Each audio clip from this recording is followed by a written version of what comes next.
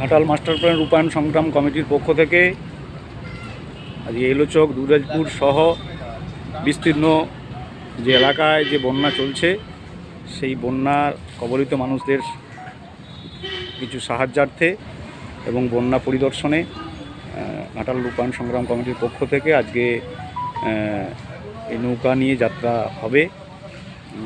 উপস্থিত আছেন Ghatal master plan রূপায়ণ সংগ্রাম কমিটির যুগ্ম সম্পাদক নারায়ণচন্দ্র নায়েক, এছাড়াও আরও কমিটির বিভিন্ন কর্মকর্তারা রয়েছেন।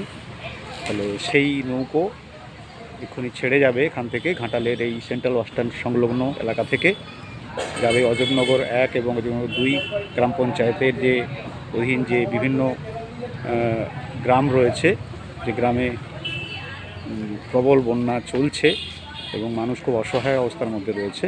তাহলে সেই সব ছবি আপনাদের সঙ্গে পরে শেয়ার করব। এখন এই নৌকো চাচ্ছে।